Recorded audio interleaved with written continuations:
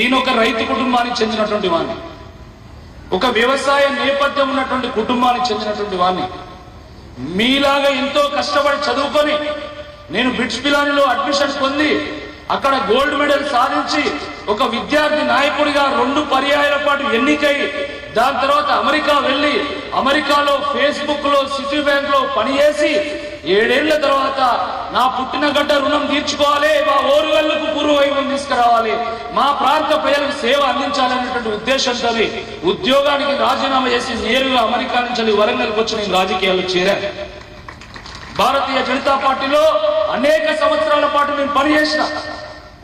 నాడు భారతీయ జనతా పార్టీలో అయినా నేడు బీఆర్ఎస్ లో అయినా కూడా ఎప్పుడు కూడా నేను ప్రజా సమస్యల మీద పోరాటం చేస్తూనే ఉన్నా, ప్రజా సమస్యల మీద గలమెత్తి గొంతెత్తి పోరాటం చేస్తా ఉన్నా, ప్రభుత్వం యొక్క దృష్టిని ఆకర్షించేటువంటి ప్రయత్నం చేస్తా ఉన్నా, ప్రభుత్వాన్ని ఆలోచింపజేసే విధంగా ప్రయత్నం చేస్తా ఉన్నా. అదంతా కూడా మీకు తెలుసు. ఈ 11 ఏళ్లలో ఎక్కడ కూడా ఒక తప్పటడుగు వేయకుండా ప్రజల మధ్యలో ఉంటూ ప్రజలతో మమేకమైతూ ప్రజాపక్షమై ప్రతిపక్షమై తెలంగాణ పక్షమై కొట్లాడిన తప్ప వేరే ఏం పని చేయలేదు. అనేక సమస్యల మీద కొట్లాడిన కాబట్టి అది ఉద్యోగస్తుల సమస్య కావచ్చు, కాంట్రాక్ట్ లేబర్ కావచ్చు, అవుట్ సోర్సింగ్ ఎంప్లాయీస్ కావచ్చు, విద్యుత్ రంగ ఎంప్లాయీస్ కావచ్చు, మున్సిపల్ ఎంప్లాయీస్ కావచ్చు, పంచాయతీరాజ్ ఎంప్లాయీస్ కావచ్చు, నిరుద్యోగ యువత సమస్య కావచ్చు, విద్యార్థుల సమస్య కావచ్చు, యూనివర్సిటీల సమస్య కావచ్చు, వీటన్నింటి మీద నాకు సంపూర్ణమైనటువంటి అవగాహన ఉంది. ప్రజల పక్షంగా ఉండడనేటువంటి ఉద్దేశంతో మరి తెలంగాణ తొలి ముఖ్యమంత్రి 70 ఏళ్ళ మన తెలంగాణ కళను సాకారం చేసినటువంటి కేసీఆర్ గారు నన్ను ఆశీర్వదించి మీ మధ్యలోకి పంపడం జరిగింది. మిత్రులారా, చాలా సందర్భాల్లో యువత రాజకీయాలకు రావాలంటాం, విద్యావంతులు రాజకీయాలకు రావాలంటాం, మంచి వాళ్ళు రాజకీయాలకు రావాలంటాం. నేను విద్యావంతుణ్ణి, నేను ఒక యువకుణ్ణి, నేను మంచి చేసేటువంటి ప్రయత్నం చేసిన వాటి దయచేసి నన్ను ఆశీర్వదించాల్సిందిగా ఈ సందర్భంగా మీ అందరినీ కూడా విజ్ఞప్తి చేస్తున్నా. ప్రశ్నించడం గురించి చాలా మాట్లాడుతూ ఉన్నాను. నేను తప్పకుండా ప్రశ్నించిన, కానీ ప్రశ్న దగ్గర ఆగలే. సమస్యకు కొంత పరిష్కారం కూడా చూపేటువంటి ఒక ప్రయత్నం చేశాను. నేను నిరుద్యోగ సమస్య ఉంది, నిరుద్యోగ సమస్య దేశమంతా ఉన్నది. ఒక తెలంగాణలో ఉంది, ఆంధ్రప్రదేశ్లో ఉంది, తమిళనాడులో ఉంది, కర్ణాటకలో ఉంది, ఉత్తరప్రదేశ్ ఉంది, రాజస్థాన్లో ఉంది. ఎక్కడ కూడా అదేం తక్కువేం లేదు. దాని మీద ప్రశ్నించాం, మీరందరూ ప్రశ్నించండి, నేను కూడా ప్రశ్నించిన. ఎన్ని ఉద్యోగాలు ఇచ్చినా ఇంకా ఉద్యోగాలు కావాలని మనం కొట్లాడిన దాంట్లో తప్పేం లేదు. కానీ దానితో నాగలే నిరుద్యోగ యువతకు నా వంతుగా కొంత సహకారం అందించాలనే ఉద్దేశంతో వరంగల్లో మెగా జాబ్ ఫేర్ నిర్వహించి 692 మందికి ఒకే రోజు కార్పొరేట్స్ నుంచి జాబ్ ఆఫర్ లెటర్ ఇప్పించాను నేను. కేవలం అదే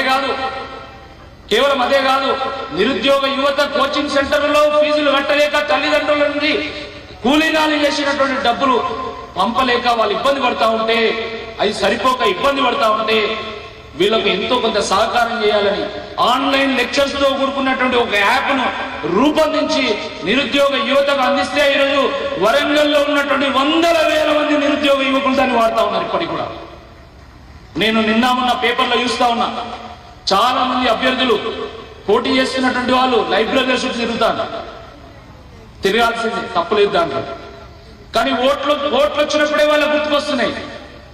మీరు వరంగల్లో కనుక్కోండి, గత 3-4 ఏళ్లుగా అనేక సందర్భాల్లో వరంగల్ సెంట్రల్ లైబ్రరీకి వెళ్ళిన, నేను వరంగల్ రీజనల్ లైబ్రరీకి వెళ్ళిన, అక్కడ నిరుద్యోగులతో మాట్లాడిన, చర్చించిన, అక్కడ వాళ్ళకు వసతులు లేకపోతే, చైర్లు లేకపోతే కొనిపించిన, నేను అక్కడ టాయిలెట్స్ సమస్య ఉంటే పరిష్కారం చేసిన, అక్కడ ఫ్యాన్ లేకపోతే కొనిచ్చిన, అక్కడ వసతులను డెవలప్ చేయించేటువంటి ఒక ప్రయత్నం చేసిన. నేను ప్రభుత్వంలో లేను, ఒక ప్రతిపక్ష పార్టీలో ఉన్నటువంటి కార్యకర్తగా నా వంతు సహకారం అందించిన అని చెప్పి ఈ సందర్భంగా గుర్తు చేస్తా ఉన్నాను. కాబట్టి తప్పకుండా నేను ప్రశ్నించే గలాన్ని పరిష్కారం చూపేటువంటి ఒక ప్రయత్నం చేస్తా, ప్రజాసేవలో నిమగ్నమైనటువంటి వ్యక్తిని. కాబట్టి వీటన్నిటినీ కూడా గమనంలోకి తీసుకోవాల్సిందిగా ఈ సందర్భంగా కోరుతున్నాను. మిత్రులారా, ఒకే ఒక్క అంశం చెప్పి నేను ముగిస్తాను. నేను ఒక రైతు బిడ్డను అయినందుకు ఎంతో గర్వపడుతున్నా. ఎందుకంటే రైతు ఆత్మగౌరవంతో జీవిస్తాడు. రైతు కాడుపు అయినా మార్చుకుంటాడు కానీ చావడానికైనా సిద్ధపడతాడు కానీ ఆత్మగౌరవం విషయంలో రాజీ పడడు. కానీ కాంగ్రెస్ పార్టీ నుండి పోటీ చేస్తున్నటువంటి అభ్యర్థి ఏం మాట్లాడిన రైతుల గురించి ఏం మాట్లాడిండు? వ్యవసాయాన్ని గట్టెక్కించడానికి, వ్యవసాయాన్ని లాభసాటిగా మార్చడానికి, రైతులకు ఒక భరోసా కల్పించడానికి కేసీఆర్ గారు రైతు బంధు తీసుకొస్తే ఆ పథకాన్ని మీరు ఎందుకు కొనసాగిస్తలేరు, మా రైతు బంధు ఎందుకు ఇస్తలేరని రైతులు ప్రశ్నిస్తే ఈ ఎమ్మెల్సీ అభ్యర్థి ఏమన్నాడు? స్క్రీన్ మీద రైతు బంధు అడిగితే చెప్పుతో కొడతాన్నాడు రైతులను, చెప్పుతో కొడతానన్న రైతన్న సోదరులను, రైతు మిత్రులను, రైతు సోదరుని మనను చెప్పుతో కొడతాన్నారు. రైతులు ఊరుకుంటారా? ఒక్క ఇటుకతో కొడితే 100 రోజులతో కొట్టేటువంటి రైతాంగం మన తెలంగాణ ఉన్నది. తిరగబడుతుంది. రాబోయేటువంటి రోజుల్లో ఎన్నికల్లో తప్పకుండా రైతులంతా ఏకమైతారు, రైతు బిడ్డలు ఏకమైతారు, తిరగబడతారని చెప్పి ఈ సందర్భంగా గుర్తు చేస్తా ఉన్నాం. ఇక్కడ మనం అందరం కూడా యువకులం ఉన్నాం, చాలా మంది చదువుకున్నటువంటి వాళ్ళు ఉన్నాం. కొంతమంది ప్రైవేట్ ఉద్యోగం చేయొచ్చు, కొంతమంది ప్రభుత్వ ఉద్యోగం చేయొచ్చు, కొంతమంది మనం జాబ్ యాస్పిరెంట్ గా ఉండొచ్చు. కానీ మనందరం కూడా చాలా వరకు 70-80% మనం రైతు బిడ్డలం. మన తండ్రియో, మన తాతనో, మన ముత్తాతనో వ్యవసాయం చేసినటువంటి వాళ్ళే. మరి అటువంటి మన రైతు కుటుంబాలను, రైతు బిడ్డలను అవమానపరిస్తే తప్పకుండా దానికి ధీటైనటువంటి సమాధానం చెప్పాల్సిందే. ఆయన చెప్పుతో కొడితే మన ఓటుతో దెబ్బ కొడదామని చెప్పి ఈ సందర్భంగా మీ అందరు కూడా పిలిపిస్తా ఉన్నాం. మిత్రులారా, మొన్న నేను ఒక మీటింగ్ లో మాట్లాడుతూ ఉంటే ఒక ఆయన లేచి నన్ను అడిగింది, నువ్వు ఎమ్మెల్సీగా పోటీ చేస్తున్నావు కదా, నువ్వేమిస్తావు అని అడిగింది. ఎన్నికల ముందు నువ్వేమిస్తావు అని అడిగింది. నేను నిజాయితీగా పనిచేసిన, నేను ₹1 కూడా ఎక్కడ కూడా అక్రమంగా సంపాదించలే, కాబట్టి నాకు ఇవ్వడానికి ఏమీ లేదు. కానీ ఎమ్మెల్సీగా గెలిస్తే ₹1 కూడా జీతం తీసుకోకుండా నాకు వచ్చేటువంటి మొత్తం గౌరవ వేతనాన్ని ఈ విద్యార్థుల కోసం, నిరుద్యోగుల కోసము విద్యార్థి నిరుద్యోగ సంక్షేమ నిధిని ఏర్పాటు చేసి ఆ డబ్బును కూడా మొత్తం దీనికి అందిస్తా.